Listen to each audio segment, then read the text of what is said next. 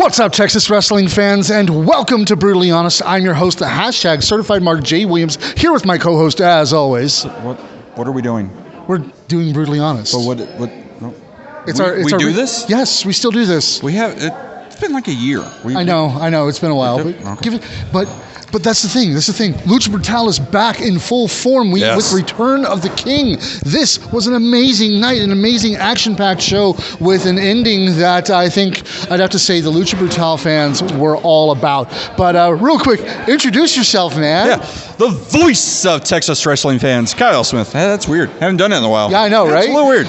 But this, like I said, was an amazing show. We started off with the VIP match in which we had a fatal four-way. Well, it was supposed to be a fatal four-way, then it became a triple threat, then it became a fatal four-way again because... That's what happens when law gets involved in issues and commissions. Yeah. And it's very weird. Well, I mean, it's like you had Dylan Cavins, you had Kane Carter and Stevie Hendricks all ready to go. Unfortunately, Levi Lucas pulled from the match as he had bigger things to do later on. A little bit, yeah. But... he got inducted. Yeah, but this match was stopped before it could even start as Phil Noir acting as Agent Phil M. Noir. That's what I was going with. Acting as an agent for the Tarrant County Athletic Commission, came in and basically said that he needs to get involved. One of these things is not like the other, so it might as well. Well, what do you mean by? What do you mean by that? It's a Sesame Street reference. You don't get that? Yeah, I get that. Yeah, okay. Couldn't get us canceled, man. But this was actually a really great match with all four of these men bringing it out, because it may be the first match of the night, but they were not going to let it be outshone. No, and honestly, it's a really great way for this company to come back and to start fresh and to have just amazing young talent. We know Stevie Hendricks has kind of been all over the place. We've seen him. He's got titles everywhere, stuff like that. Phil, obviously, kind of it's kind of weird to say. Phil's the vet in this match. I know. He's been around a bit. And then, Dylan finally getting out there, getting his name, and has just got an amazing future. And Kane Carter, my first time seeing him tonight, super impressed. I want to see him more and more. Kane Carter was impressive to me. Definitely. But when it came down to it, it was Stevie Hendricks coming away with the win, pinning Phil Noir. Well, yeah. Well, of course, pin the agent. Yeah, true. No one likes the law. Fight the law. Well, they all won. But then we got started with the proper show as we had the first triple threat match in the tournament for the Common Take It Championship. Epidemius Jr., Kyrie Adams, Max Heights. It's not epidermis? No, Epidemius. Are you sure? Did you not see his tights that said H1N1, man? Yeah, okay. So he's flu? Yeah. Okay, cool. But didn't know that's what that meant, but all right. Kyrie Adams and Max Heights taking early advantage of the fact that neither one of them seems to like Epidemius so much. Yeah. And, it really did work out in their favor. 2-on-1 through most of the match until Kyrie Adams attempted to, take the win. How dare he? How dare you try to take a win from Max Heights? But Max Heights capitalizing on Kyrie Adams being distracted and getting that elbow drop and a win. Yeah, Max Heights literally coming out of nowhere with that elbow drop, and it's just beautiful, super amazing. It's always great to see Max Heights in action, and we got to see him twice, so that was great. Yeah, no, that actually did make it for an interesting night for him, especially.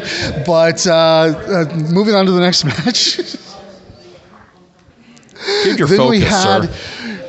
We had the tag team match as like I said, Levi Lucas moving on to bigger things as he was inducted in Kappa Phi Chi Cox. All right, yeah, no, I figured you would love Cox. Everyone taking does. on the Confident Cards. What does everyone love? What does everyone need? Levi Lucas and Johnny Cove representing Cox, and of course, Chip Mandalay and Chad Devine. They finally got what they needed. They got that bigger. No. They did. Remember what I said about being canceled? Do you remember what I said about being canceled? Yes, Levi Lucas joined Cox. Yes. And this match with Tatum Manning, 1 in a million, the leader of Cox, being in their corner, it really just did not end well for the Confident Cards, try as they might. Makes him the big Cox. So is that what Tatum is? Tatum's just a big cock? Finally, yes. Okay, cool.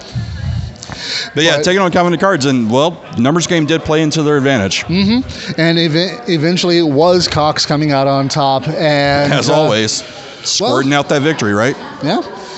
But what? But Tatum Manning did not leave the ring as he was involved in the second triple threat match in the Come and Take It tournament, because he took on Eddie Martinez and Nate Bradley, and this triple threat match was... That wasn't Jan Kasai? No. Versus Nate Bradley and Tatum Manning? No. Are you sure? Yeah. Okay. Yeah. Looked an awful lot. You're not. It just looked like it.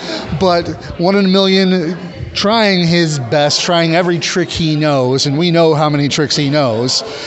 But eventually it was Nate Bradley coming out on top in this match, although Cox did not let him forget that they were involved. Nope, they didn't, and that's the thing. He definitely took a beating from the Team Cox, and you know, it's sore after a while. And you have to imagine that was going to put him at a disadvantage in the final match of the night as well, but we'll get to that when we get to that. Right. For the next match after that, Clayton Bloodstone, Stephen Wolf going one-on-one, the Hunter and the Wolf facing off against each other. This match was definitely something to watch. Yeah, it was actually very good. It's impressive. It's always impressive to see Stephen Wolf here in our area. We don't get him a lot, but he's so talented and good. Oh, yeah. And same with Clayton, you know, coming from Oklahoma and everything. Very talented. A lot better than the last time we saw him. But again, like you said, Hunter versus Wolf. Yeah, Wolf comes out on top. Yeah, sometimes the Hunter does not always win. But Stephen Wolf coming away with this win and it honestly... It was an incredible match to watch. Yes. I hope we get to see more of these two here at Lucha Brutale and, well, just in general in the Texas area. Exactly. But after that, we had a tag team title match as Space Tiger Jr. was supposed to be teaming up with Sprita. Yeah. To defend the tag team, Lucha Brutale tag team titles against Dos Camachos, with, of course, Nastico in their corner. But, of course, with Nastico in their corner, Dos Camachos wasn't going to play fair. Zarek and Onyx.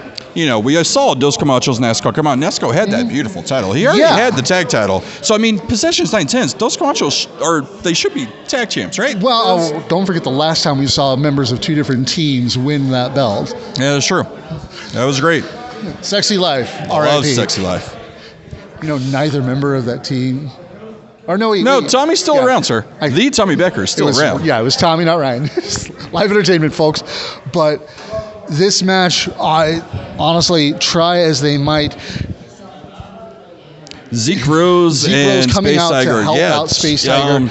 Just not enough. Zeke Rose is very talented. Oh, very good. Very talented. Big boy. Yeah, I mean, at first you're thinking, the Camachos probably could have used Angel in this. Mm-hmm. But, Zarek and Onyx definitely pulled it out. And, it's the experience they had. Pulled out the belts, you mean? They pulled out the belts and attacked Zeke. I didn't see that. From behind while the ref was distracted. Didn't see that at all. Like I said, it's Nastico getting involved. So, of course, there's going to be some foul play there.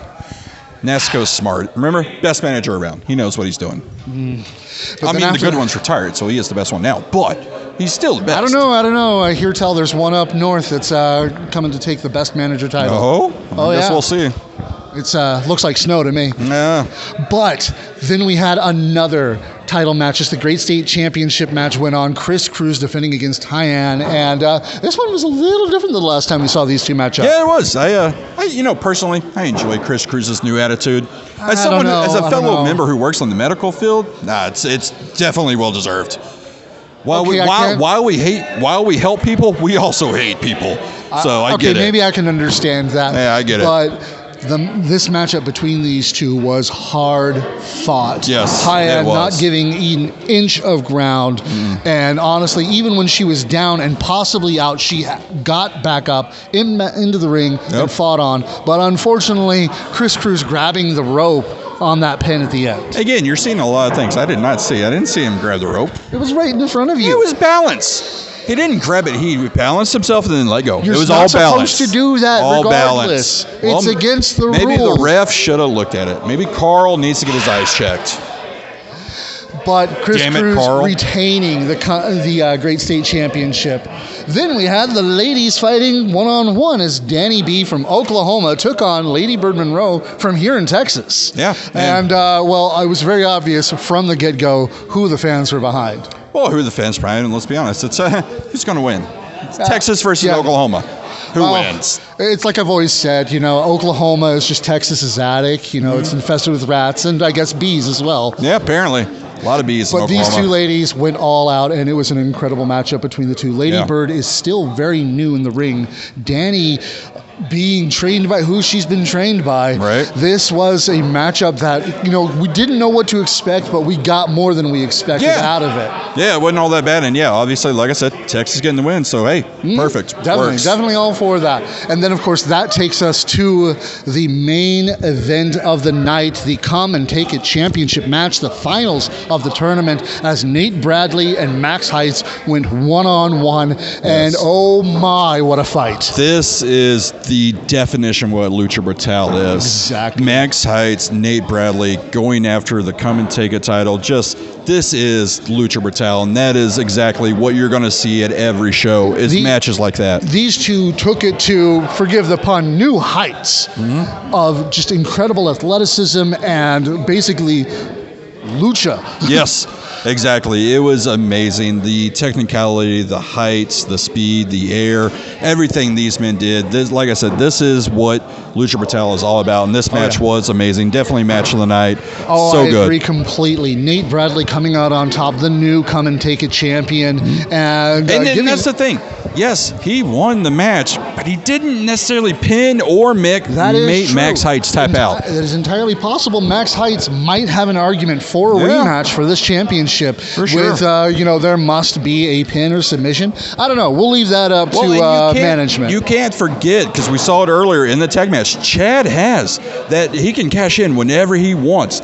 As we saw at one point, that's how Chris Cruz lost the belt. It is played a lot here at Lucha Brutal. That little belt buckle, we'll see what happens. It could easily end up very badly for Nate Bradley. He's already got a target on his back, as we saw earlier with Cox attacking him, and now he's got that belt, which makes that target even bigger. And that makes me excited for the future of Lucha Brutal. I am so glad we get to come back to this. Exactly. Feels good. Oh, yeah, definitely. And so, honestly, ladies and gentlemen, thank you very much. And if you enjoyed the recap, make sure you tune in this Wednesday to Rehab After Dark for a more full review of what we thought of this show. Either way, we'll see y'all later. Mark out. We have a lot to do this weekend. Yeah, we do. We're doing this a lot? Yeah. Damn.